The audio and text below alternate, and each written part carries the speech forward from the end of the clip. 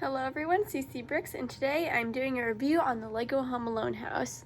It is set to 21330 and has 3,955 pieces.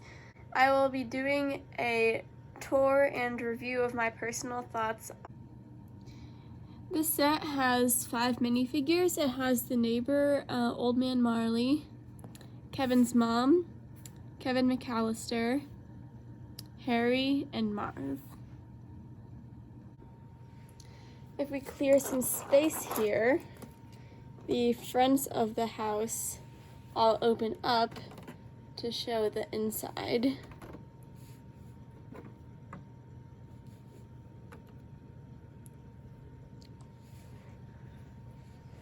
You can see a lot of rooms here. There's also some rooms in the back that you can't access.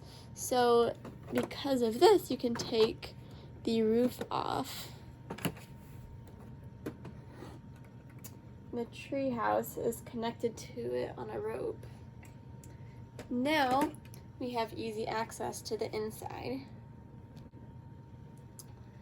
The second story also comes off of the first story, and the back roof comes off of the kitchen.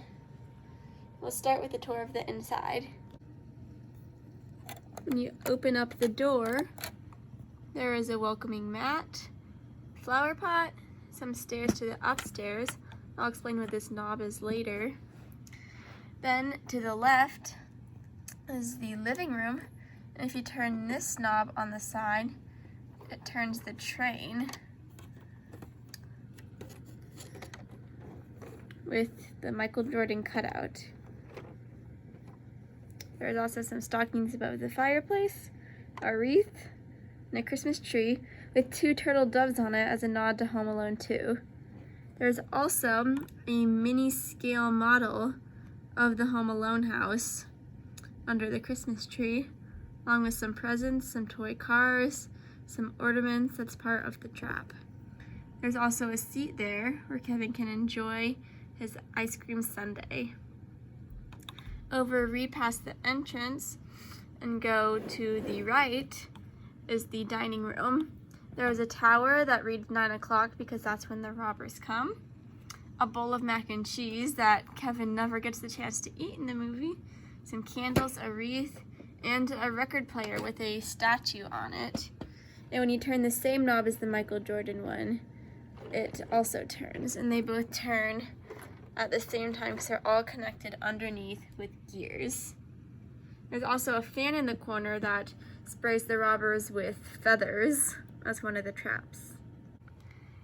If you walk up the steps after the dining room, it's the kitchen area with a microwave, a retro TV, a stove, a refrigerator, and a sink. There's also this trap here for when the robbers open the door to catch on fire, just like in the movie, and the doggy door.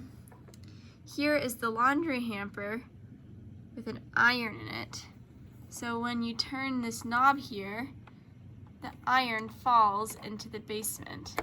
The only problem is it's very hard to turn, but if you turn it enough, it will eventually fall. There's a box with the Little Nero's Pizza sticker on it and the pizza itself. Inside the refrigerator, it fell out, but there is a box of mac and cheese. I can remove the kitchen and basement from the back of the house and take the top off to reveal the basement area. If you press this down, it lights up and shows this scary effect just like in the movie. There's also some paint cans, a gross sock, some drawers, and the washer and dryer to replicate the scene where Kevin does laundry. There's also some ice outside the door for the robbers to slip on, and a trash can. Inside the trash can is Kevin's plane ticket that he never got to use. There are also some steps to go up to the kitchen back door. Here is the upstairs. There is a paint can resting on the balcony so that Kevin can drop it on the robbers. There are pictures of Buzz, Kevin's mom, Kevin's dad, and Kevin. Here is Buzz's escaped tarantula climbing the walls. Here is Buzz's bedroom with a keep out sign on it. If you go inside, there's a poster on his door.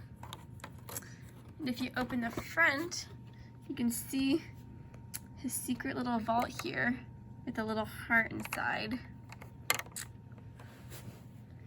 Here is another nod to Home Alone 2, an ad for Duncan's Toy Chest, which is the toy store in Home Alone 2.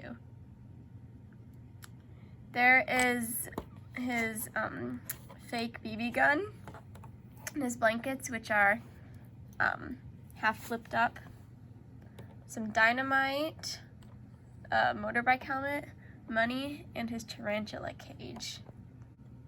There's a knob sticking out in the back, and if I pull it, all of his shelves fall and his stuff falls off, just like when Kevin was climbing them in the movie. When I push it back in, the shelves go back up. Moving on back across the hallway, there are two doors.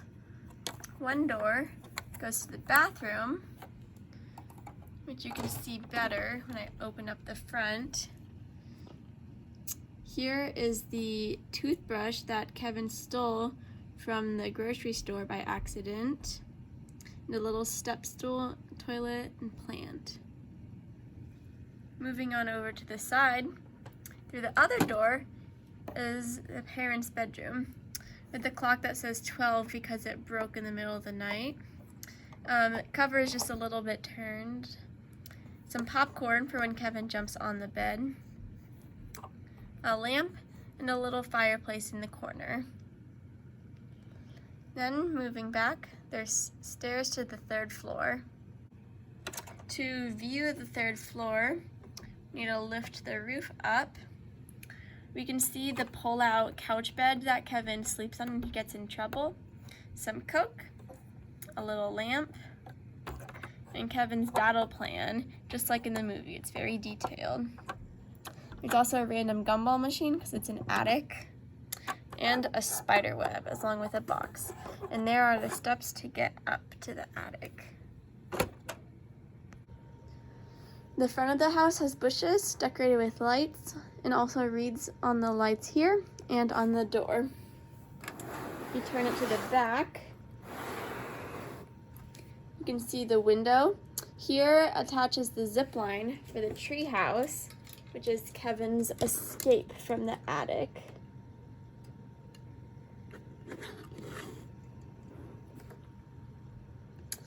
Here's the back kitchen door and the back basement door with the slick steps. You can see the back lights and chimney, which actually about lines up with the fireplace inside. It's a little bit off. The fireplace is over here, but it's pretty close. Kevin's treehouse has a ladder to get up, a pirate flag, and a little area on the inside with windows and scissors for when he cuts the string as the robbers are climbing on it. Let's attach Kevin on here so that he can escape to the treehouse.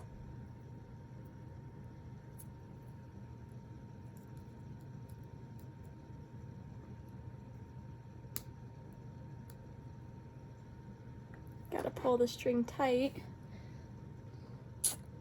He's going very slowly. I guess you have to push him there.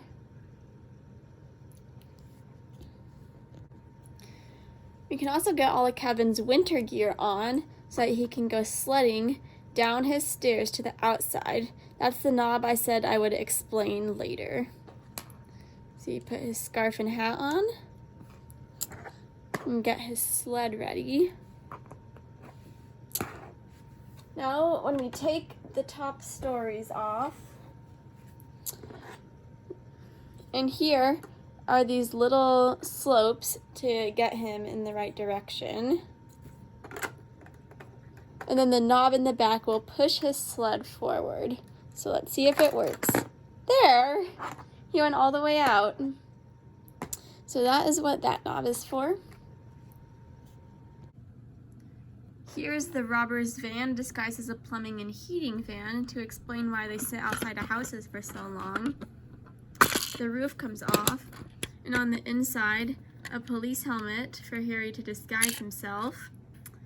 Their robbing tools, and some things they've stolen like a sink and a trophy. The back also opens up for the robbers to get all this stuff out.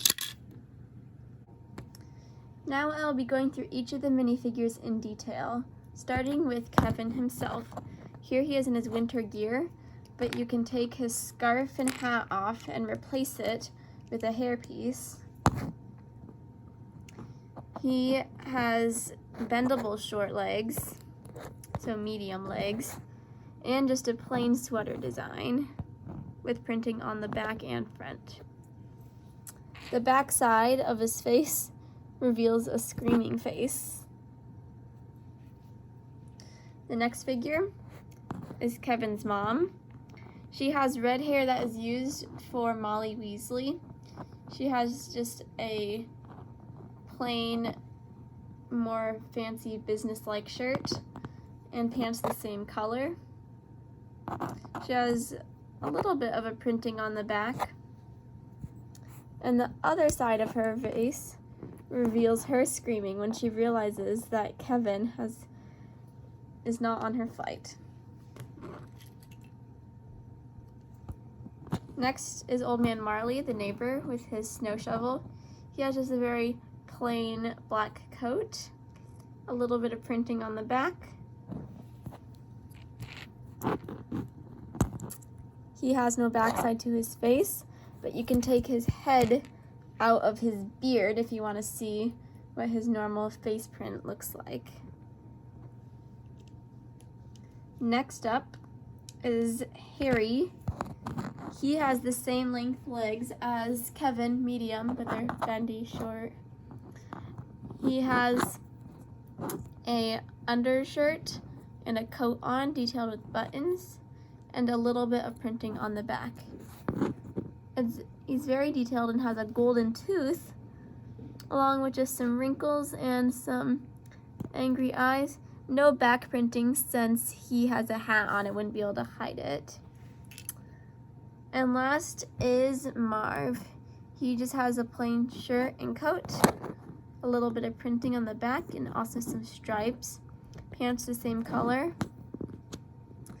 And then he has his kind of goofy, happy face at the front. But on the back side, his face is his angry face when he was hit by the iron.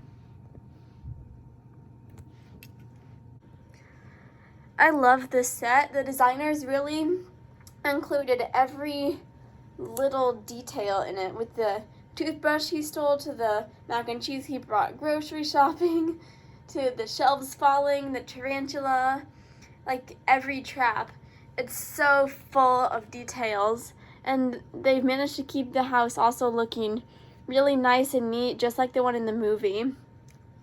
And lots of people will think, like, where's Kevin's room? But they actually never show his room in the movie. So I guess the attic can be considered his room. But it's just so full of details, and I love how they've kept the full house with like walls all around, like no open back. But I just love the detail with the opening front, so we can still get a look at the inside, as well as the floors coming off. They've just included every detail, and it's a great set. I enjoyed building it. It wasn't the kind of set where you're like repetitive, building kind of the same floor over and over, even though that's what it seems like. It was like not repetitive, and that's a good thing because it gives you an experience building it, and I really liked it. I also use lots of cool parts in cool ways, like the string lights at the front are cool.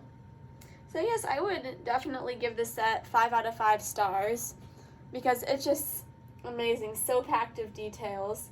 Like, I can't think of a scene like from the traps that they didn't include. I can't think of one. It's so detailed.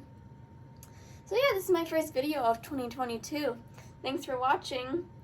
Remember to like and subscribe.